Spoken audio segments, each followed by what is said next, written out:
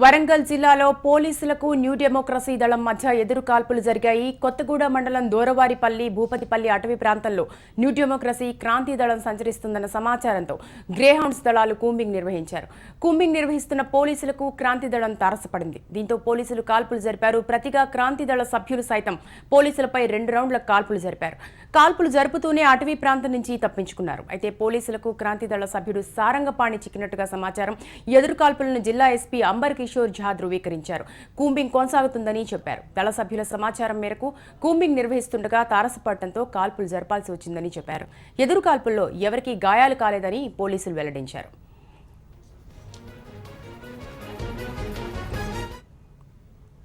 వరంగల్లో ఎదురు కాల్పులకు సంబంధించిన పూర్తి డీటెయిల్స్ మా ప్రతినిధి బాలకుమార్ అందిస్తారు.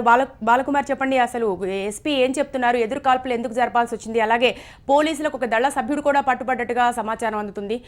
డీటెయిల్స్ చెప్పండి. Good afternoon Sirisha. వరంగల్ జిల్లాలో గత కొద్ది రోజులుగా న్యూ డెమోక్రసీ దళం చాప కింద నీరులో విస్తరిస్తుంది. ఈ నేపథ్యంలోనే పోలీసులు పెద్ద ఎత్తున కూంబింగ్ నిర్వహిస్తున్నారు. దొరవారిపల్లి భూపతిపట్నం అటవీ ప్రాంతంలో ఈ రోజు కూడా గ్రేహౌండ్స్ దళాలు కూంబింగ్ నిర్వహిస్తున్న క్రమంలో పోలీసులకు ఈ న్యూ డెమోక్రసీ దళ సభ్యులు తారసపడ్డారు. ఈ క్రమంలోనే ఒక్కసారిగా ఎదురు కాల్పులు చేయాల్సి వచ్చింది. దీంతో ఇటు న్యూ డెమోక్రసీ దళ సభ్యులు కూడా పోలీసులపై 2 రౌండ్ల కాల్పులు కూడా జరిపారు. ఈ కాల్పుల్లో ఎవరికి కూడా గాయాలు కాలేదని పోలీసులు ధృవీకరిస్తున్నారు. కాల్పులు జరిగిన మాట వాస్తవం కానీ ఎవరికి గాయాలు కాలేదు. ఒక దళ సభ్యుల్ని మాత్రం తమ అదుపులోనే ఉన్నారు అయితే అని కూడా పోలీసులు చెప్తున్నారు. అయితే మావోయిస్టులు సంచరిస్తున్నారనే సమాచారం మేరకు పోలీసులు కూంబింగ్ నిర్వహించారు. అయితే మావోయిస్టులు ఎదురుపడ్డారని అనుకున్న తరుణంలోనే న్యూ డెమోక్రసీ దళ సభ్యులు ఎదురుపడడం పోలీసులు ఒక ఇంత కంగుకు గురయ్యారని కూడా చెప్పుకోవచ్చు. న్యూ డెమోక్రసీ ఒక విధంగా పోలీసులకు అనుకూలంగానే పనిచేస్తుందనే చెప్పుకోవచ్చు.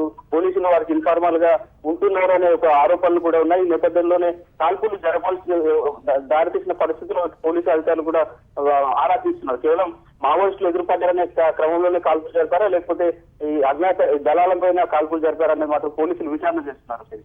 ఓకే, అయితే బాలకుమార్, ప్రస్తుతం కూంబింగ్ కొనసాగుతోందా? అంటే దళ సభ్యులు అక్కడి నుంచి తప్పించుకోవడంతో ఇంకా మావోయిస్టులు సంచరిస్తున్నారని ప్రధానంగా పోలీసులకు సమాచారం ఉంది. మావోయిస్టులు అక్కడ సమావేశమయ్యారు, సంచరిస్తున్నారనే నేపథ్యంలో ఇటు మేడారం జాతర కూడా సమీపిస్తుంది. ఈ నేపథ్యంలోనే పోలీసులు విస్తృతంగా ఆ వరంగల్ జిల్లా అడవులను జల్లెడ పెడుతున్నారు. ఇటు నర్సంపేట భూపతిపట్నం అటవీ ప్రాంతంలో గత కొద్ది రోజులుగా భారీ ఎత్తున కూంబింగ్ నిర్వహిస్తున్నారు. ఈ కూంబింగ్ నిర్వహిస్తున్న పరిస్థితుల్లోనే ఈ కాల్పులు జరపడంతో పోలీసులు అప్రమత్తమై ఇంకా కూంబింగ్ కొనసాగిస్తున్నారు. Sirisha, thank you Balakumar.